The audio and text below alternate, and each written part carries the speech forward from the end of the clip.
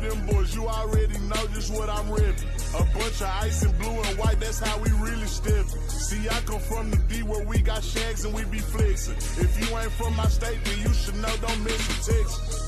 Hey, I already know this team connected. You know that we go crazy when the ball in our possession. That's right, when we unite, it only go in. How we doing? Welcome back. Welcome to Cowboylorian presents Club Mando. As always, I am your host. I am the often imitated, never duplicated Cowboylorian here, and we talking about the Dallas Cowboys like usual. We got a lot of things we can actually cover with the Cowboys. With the draft being have already gone past over a week. you know, a lot of things can be said. Let's take a look at what we got here. First we're gonna start off with our trusty number one draft pick in Tyler Guyton. A lot of people don't like this pick. I do not know why. Based on what I've seen, he hasn't allowed a sack in almost 2 years. He's played very, very well. He's very athletic for as big as he is. He's 6'8" and 322 pounds. He moves very, very quickly. So, you know, and he also says that he's more comfortable on the left side than he is on the right. So that could say a lot. A lot of people forget Tyron Smith was a right tackle coming out of USC. He had to make the transition to left tackle. I guess everyone forgot about that little number when it comes to, the Dallas Cowboys and how things are working. So, Jay Lauren, thank you for hopping on. Appreciate it, sir. Now, our next draft pick, this one could be thrown up in the air a little bit with the draft of Marshawn Nealand out of, I think, Southern or Western Kentucky. Or, I'm sorry, not Western Kentucky, Western Michigan. I'm sorry about that. I'm messing up schools here. Um, so, a lot can be said there. Um, but this pick can actually do a lot of dividends. You never know. He has a lot of pop to him, from what I've seen. Anytime he gets his hands on, offensive player, they go backwards. So, that could help us a lot in our run defense because we've sucked the last few years in our run defense. No one is going to not admit that we've sucked on run defense. So this could help out. He could help out. When Demarcus Lawrence needs a rest, we're not going to lose that edge with him in there. So that should help out a lot, and also give Parsons and hopefully Sam Williams hops in there and does his thing. That'll go a long way too. Igor, appreciate it, sir. Yep, whole new setup here. Hopefully it works better, than the previous one I was using. So far so good. Gotta love it. All right, our next pick, I think is probably one of the better picks because this kid brings nastiness, and I'm talking about Cooper Beebe. You know, it is amazing how well this kid does. So ooh, that's a small picture than I thought. Oh well. But Cooper Beebe, it looks like he might be moved over to our center position. We ever since we lost Travis Frederick, we need that kind of guy. We had Joe Looney in there for quite a bit, and he was a very valuable replacement. I was kind of upset that we actually got rid of him. But, switching BB over to center, using his power, using his pulling ability is going to greatly help us because he looks 100 times better, even probably a million times better than Tyler Biotish that what we've had there the last few years. So he can he can dominate some people. He can move some people. We'll get him going, which I'm really really looking forward to. Um, we do need that nastiness at the center of that offensive line, and that's only going to help Zach Martin and also Tyler Smith there at left guard. Since we're not moving them out, it doesn't look like. So yeah, that'll definitely help out that center part of the line to where we can get some running lanes for our running backs. which we haven't had since Tyler Biadasz has been at center. Next, we got our linebacker draft pick in the third round, Maurice Liafo. I probably messed that up. I'm sorry about that. But this kid, can similar remind me a little bit of Jalen Smith. Um, but he could also be very similar to even a Sean Lee. I've heard as a comparison, but who knows? We'll see what he brings. We got Demarion Overshone, who we didn't get to see much last year, which is kind of unfortunate because of a knee injury. He's coming back. We got Kendricks, who we just signed, or not really just signed, but who we signed as a free agent. And then, of course, we got Damone Clark in there. So, our linebacker room is actually looking up. We re signed Damian Wilson. We'll see what this linebacker crew can do. Zimmer loves his linebackers. He loves them to be fast. He loves them to go downhill, which is meant to stop the run. So this will definitely bring up a lot of stuff. We'll see what he brings. Heard some of his weaknesses though is that he's overzealous and can miss some tackles. But under Zimmer and under Kendrick's watch, I'm sure that'll improve pretty drastically between now and the start of the season. So we a lot of things can change. He can do some good things. We'll see. We'll see how he does. Preseason will be a little bit of a help for him to kind of get used to that stuff. Next, we got our fifth round draft pick in cornerback Kalen Carson out of Wake Forest. This pick out of all of them, I think, was the most concerning to me with the amount of running back help that we do need on this team. Um, you know, they say he's a Deron Bland type of player, which, I can't be too mad at. But at the same time, we needed some other help there with that fifth round pick. Um, you know, we have three starters. We have a bunch of corners already on the roster. So, and then we drafted Eric Scott last year. So, I'm kind of curious as to what this kind of pick actually meant. Whether they are not as high on Eric Scott that they were, or maybe the other corners that we have on the roster are not good enough. So, my theory is if this player is not better than what we have on the roster right now, I think this is kind of a wasted pick. But time will tell. Our fifth round corners have always done pretty well, so we'll see.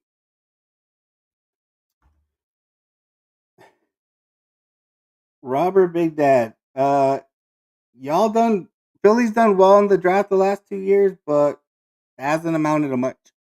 So you can draft good all you want, but if it doesn't amount to much, it doesn't mean nothing.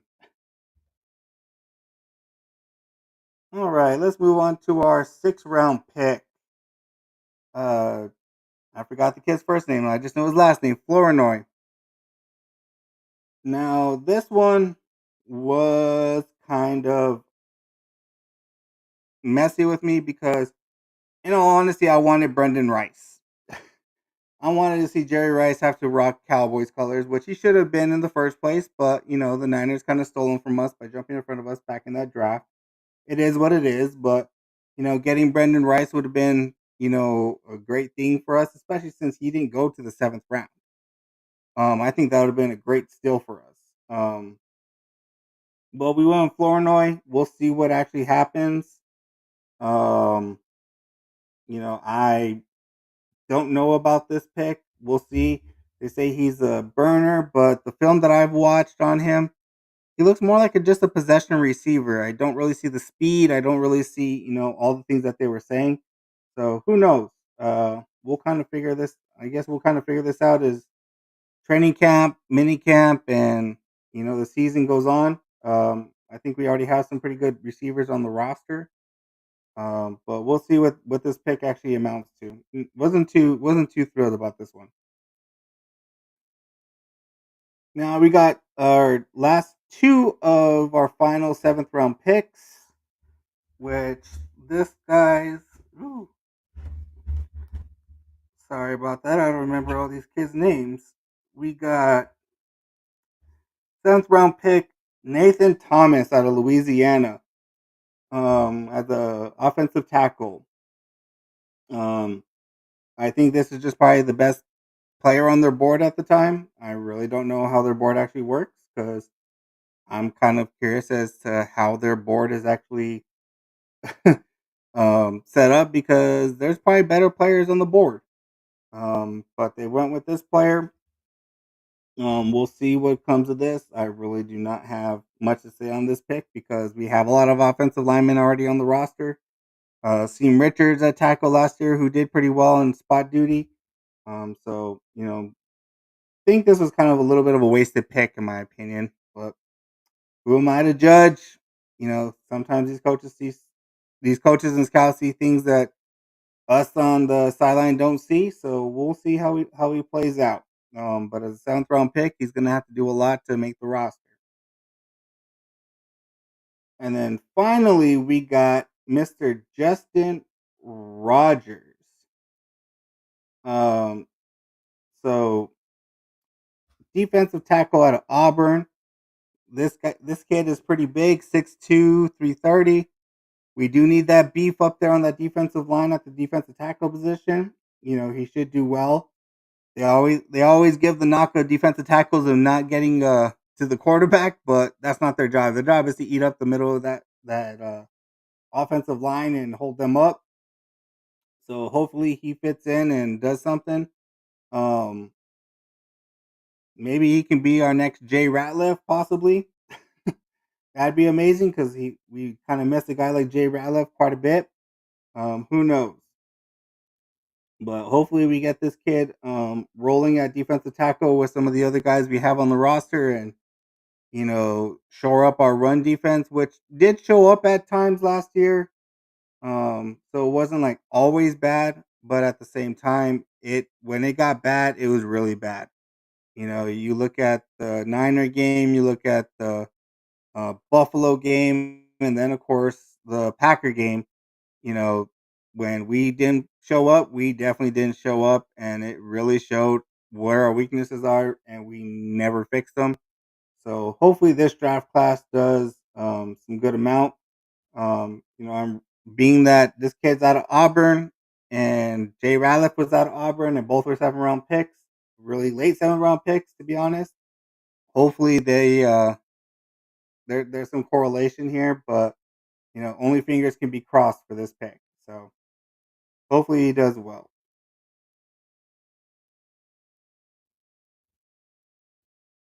Also, I forgot to mention, make sure you subscribe and follow, share, and like the stream, guys. Really appreciate it when you guys do. Really comes in handy. Let's see here.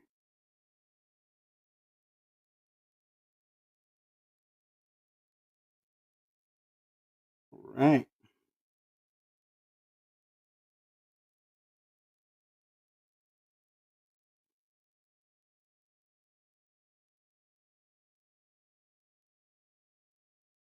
Jeremiah Trotter was a pretty good steal for y'all. I actually wanted Jeremiah Trotter in the 5th round before y'all got him. So, Robert, you guys did get a player I did want because it would have been kind of funny to see Trotter Senior at a Cowboy game having to help support his kid. So that would have been kind of fun to see.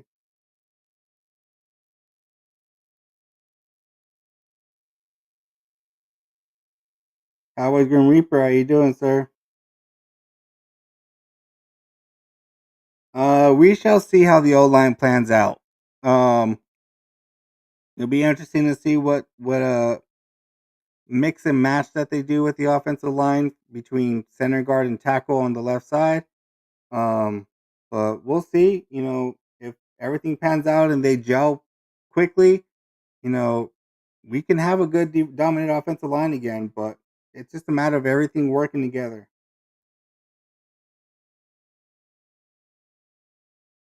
Lucas, the Niners can't be better because we're still at the same level. We're at both 5 Super Bowls, boss. And the 49ers ain't better because you're on the Cowboys channel talking about wanting to talk smack. That just shows that we're more on your mind than your own team.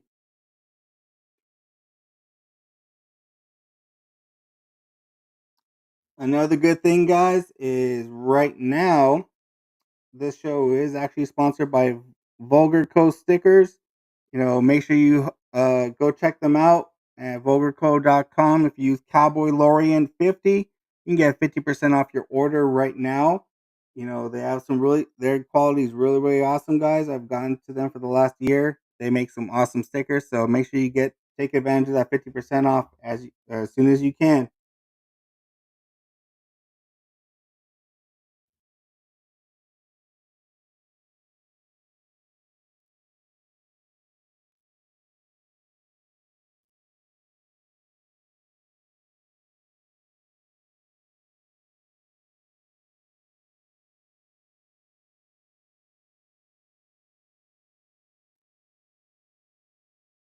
Tiny Lock, how you doing? Hard hitters, yes, sir.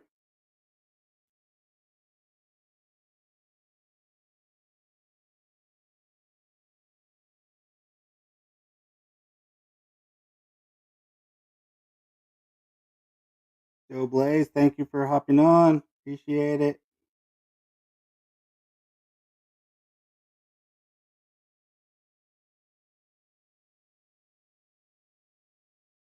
Yes, sir. Yep, I remember. I remember.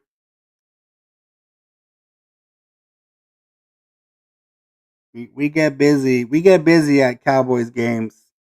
It takes us an hour from when I park to get down to just the hard hitters tailgate. Takes a long, long time.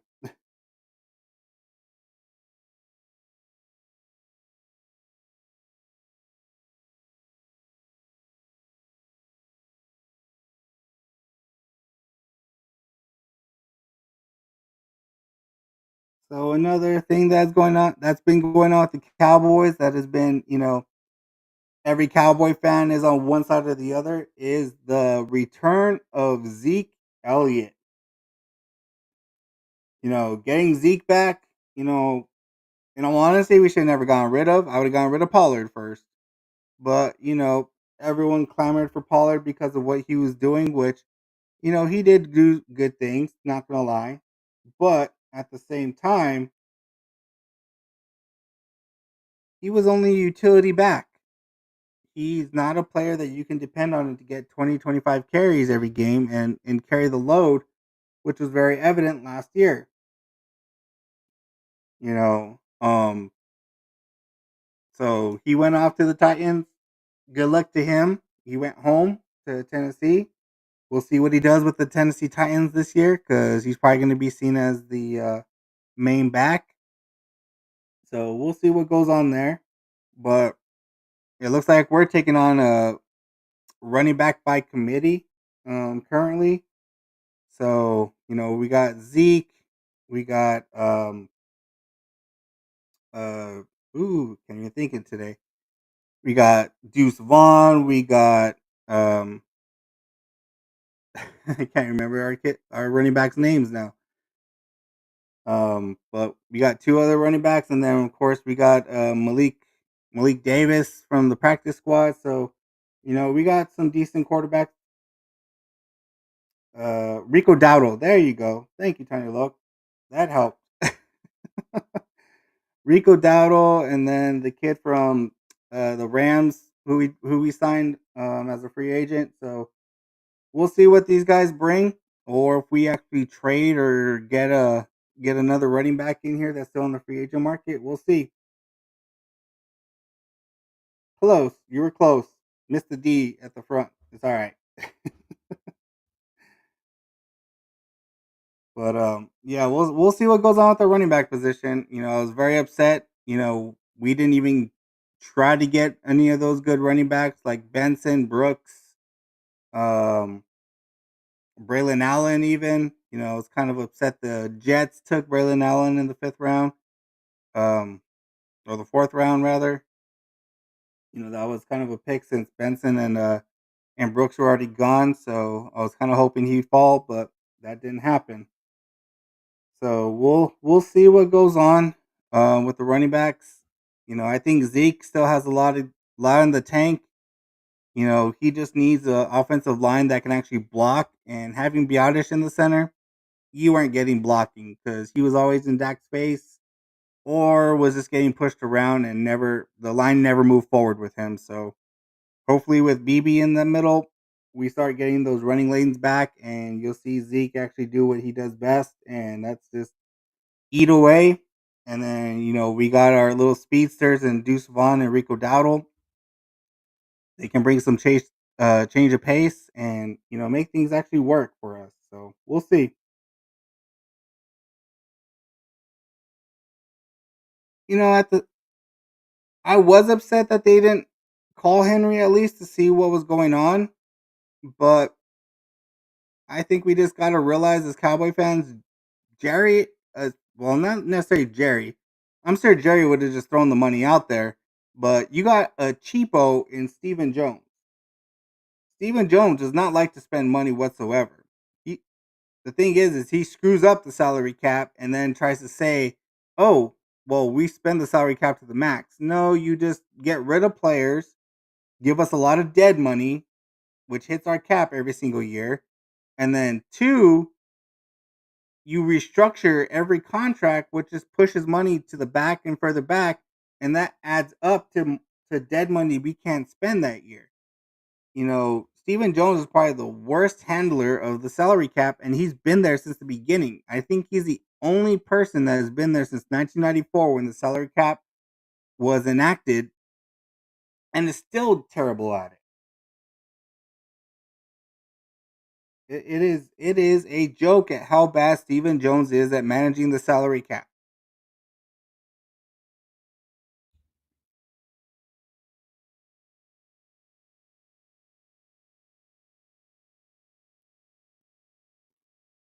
The next topic, of course, everyone's worried about is CD Lamb, him getting his new deal. And everyone, of course, makes a big deal about him holding out right now for uh the OTAs. Everybody needs to chill out with players missing OTAs. They're voluntary. If this was mandatory stuff, okay. This is training camp. I get it. But when it's voluntary and optional, who cares if they show up? If they show up, they show up. They're not really doing much but running. They can't do anything with the coaches. They're not really allowed to. They're allowed to go lift, they're allowed to go run. That can take players out, go throw the ball, they can run some drills on their own, but they're not really doing much in OTAs. If they get caught doing that, running plays and doing this and doing that, that's how they get in trouble. As they move along the OTAs, they can start doing a little bit more, but it's already stuff that's already in the playbook and they already know. They're not really losing a whole lot of stuff because all the installment of plays and everything like that is in training camp. This is just to help them stay in shape and make sure they're ready for training camp.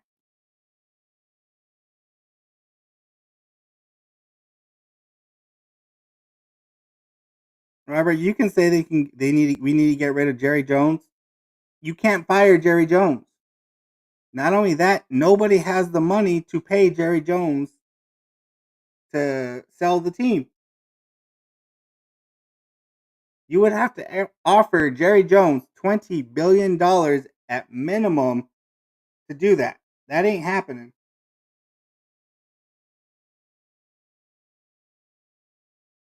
It's just not going to happen.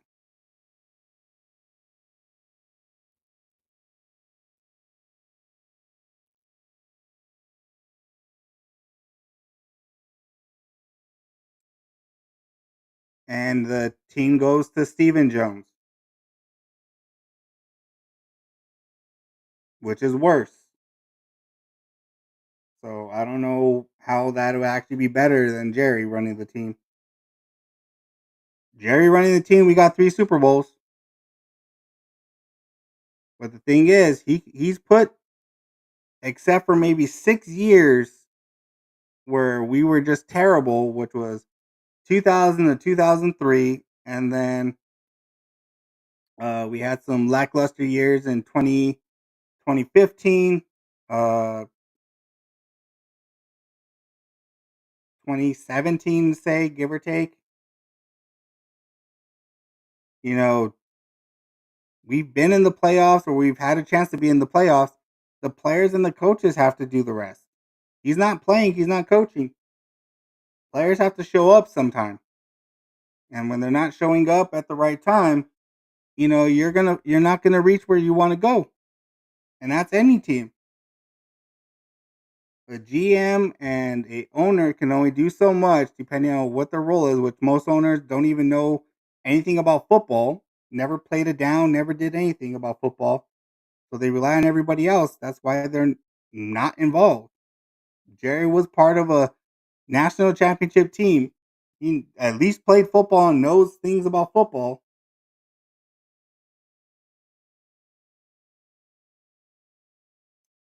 Bronco King, I wouldn't even be talking when your team allowed 70 points. Never seen a team allow 70 points in a game before. Y'all did it.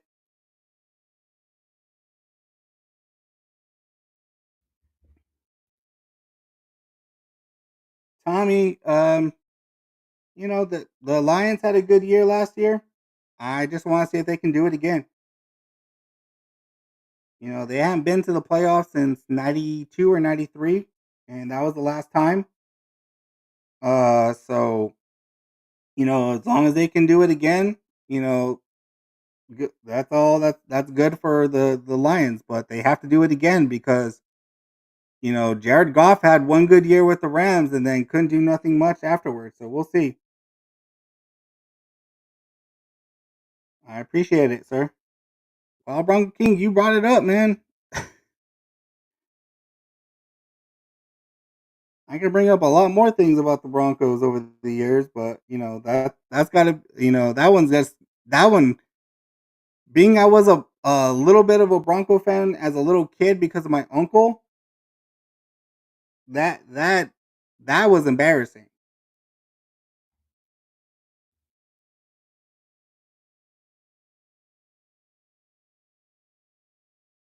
I don't put too much into who has the best draft, Tommy. Only reason I say that is because you don't know. A lot of these players that everyone says are surefire, difference makers, are this, that, and the other, end up being a joke and are busts. I mean, I'm not trying to throw the Lions under the bus here, but look at the years that the Lions drafted three of the best wide receivers that you could ever draft in the first round, and they were all busts. Ryan Leaf for the Chargers, can't miss prospect, never really lost.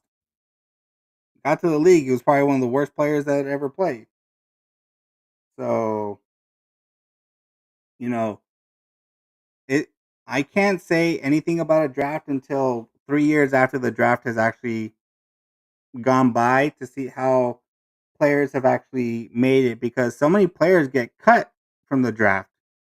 The only players that are almost guaranteed a spot on a roster are first through third round picks, sometimes fourth round picks. But fourth round to seventh round picks are not guaranteed a spot. They are likely to be cut if they're not doing what they did. So, we will see how drafts pan out 3 years later because it's good to see nowadays that these analysts go back and review the drafts and regrade them because so many drafts that people say, "Oh man, that was a terrible draft," and it ends up those players end up being really great. I mean, look at Aaron Donald when he came out from Pittsburgh. Everyone thought he wasn't worth the first round draft pick. He was undersized. He was too small. He couldn't do this. He couldn't do that. Look what happened. He has a date with Canton at some point. So, so much is put into first round draft picks and everyone else is always a developmental prospect. I don't believe in that because there's times where fourth round, fifth round, sixth round picks are better than the first round picks.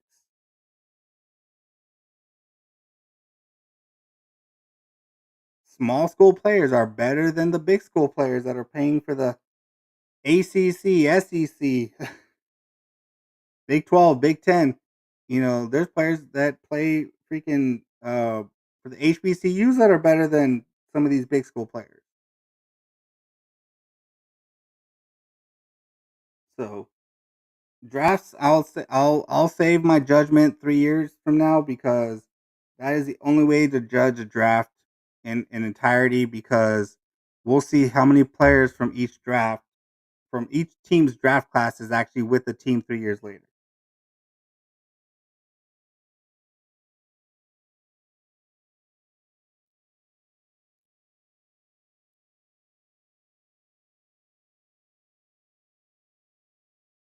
Juan Martinez, thank you for hopping on, sir.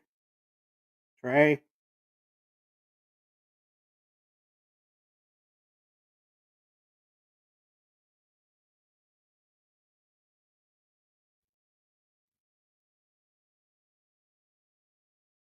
Aubrey Smith, thank you for the follow. Appreciate it.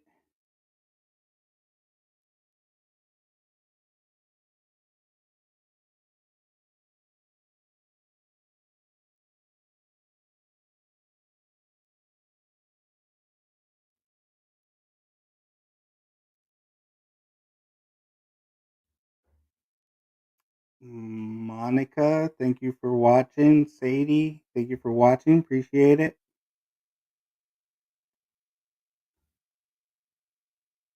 G Man, thank you for hopping on.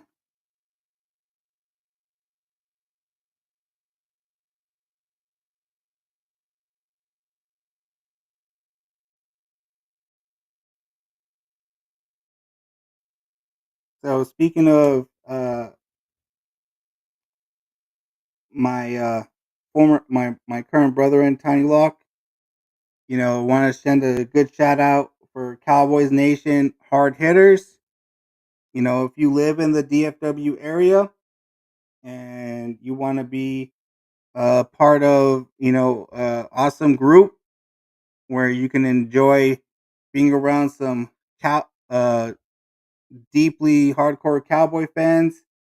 We have tailgates, we have watch parties, that everyone gets to come out and enjoy. You know, come look for us on Instagram or Facebook. You know, you can message myself.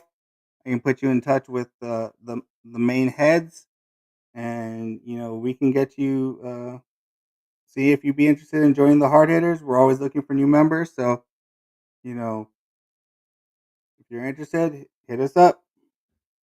Spooky man, how you doing?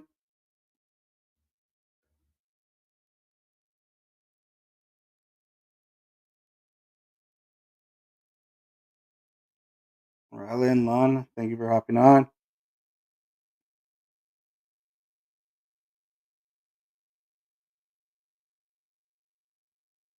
So, the to all my Cowboys fans, I kind of want to know what y'all think about, how the draft went, but also, what your outlook has been because, everyone has different views of what's been going on. I'm not gonna lie, I've been disappointed with the way we've handled this off season.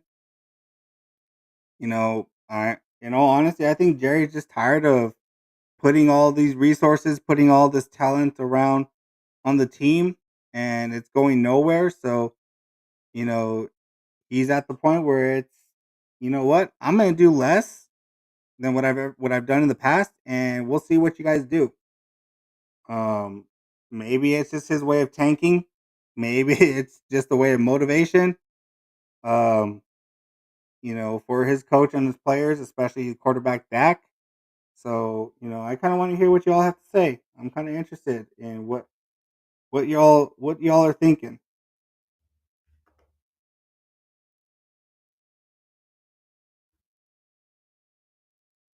Junior, thank you for hopping on, sir.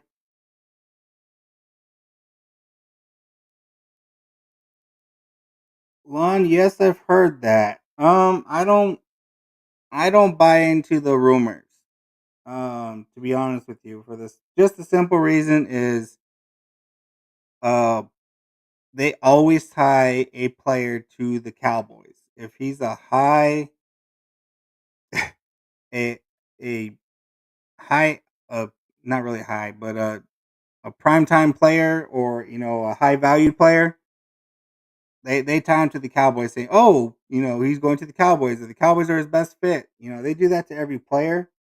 So if there's actually more to the story and more story leaks, then I'll start to believe it. But I'm not buying into it at the current rate. They said the Cowboys were in on the Stephon Diggs trade. I really highly doubt that. Well, I mean, if it happens, then great. You know, if we can get Najee Harris, I'd be happy about it. But question is, what are we gonna have to give up to get him?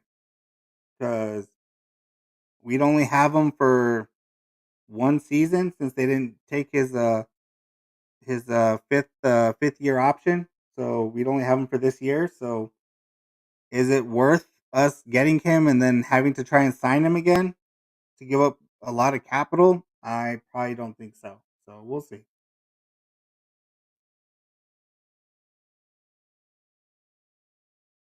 How you doing, official Cowboys fan? With the Matt Ryan picture.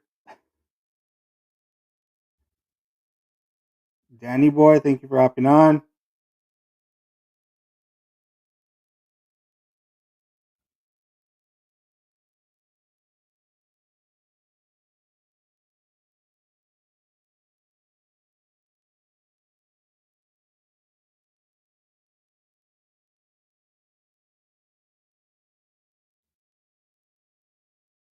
World class, thank you for hopping on. Appreciate it.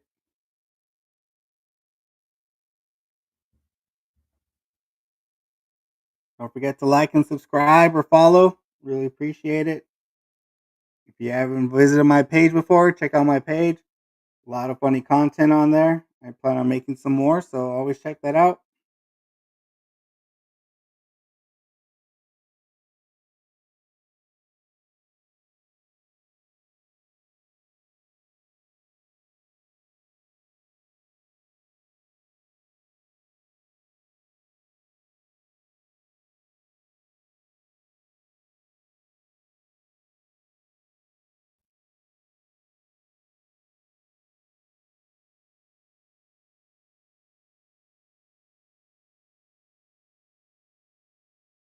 And another thing, Lon, that I wouldn't even want to think about is how much money it would cost us to even have Najee Harris on the team through a trade, because I think he's probably due around 10 or 12 million. We don't even have the salary cap to handle that. So Pittsburgh would have to be willing to take on a majority of his salary this year in order for us to want to take on that trade too.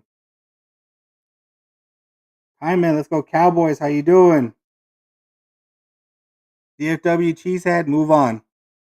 Whoop de doo, like it's never happened before.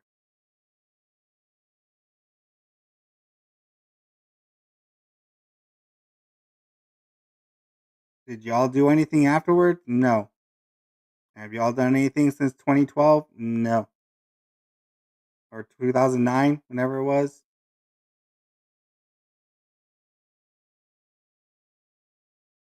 Even with the great Aaron Rodgers? Nada.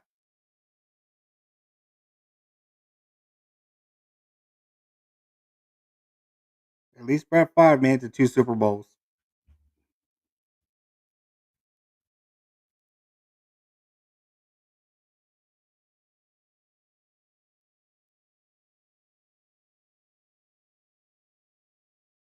E Breezy, thanks for hopping on.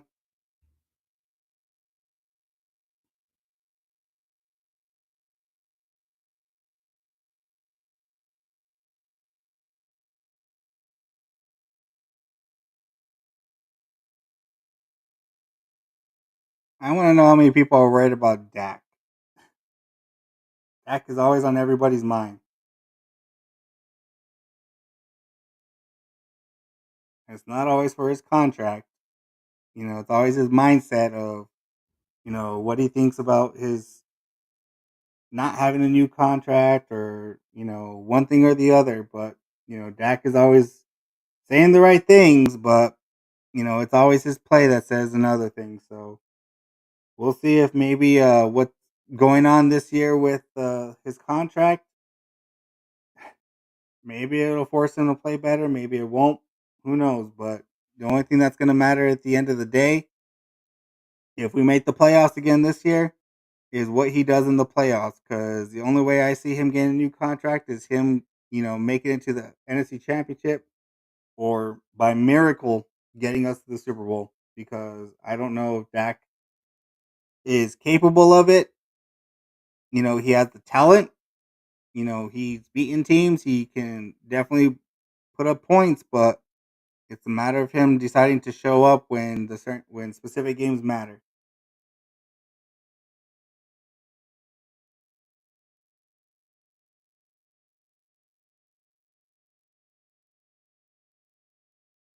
I want to thank everybody for who's joined. Thank you for hopping on. Appreciate it.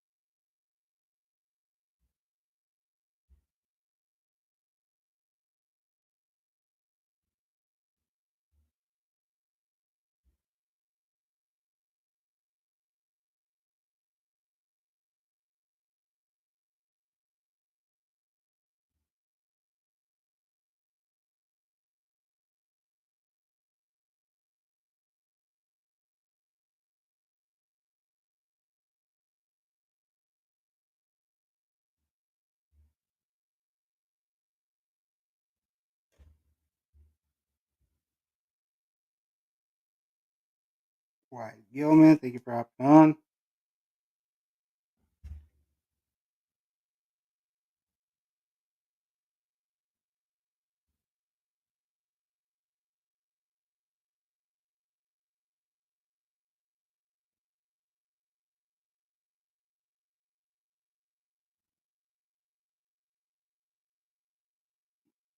All right, y'all. That's all I got for this week.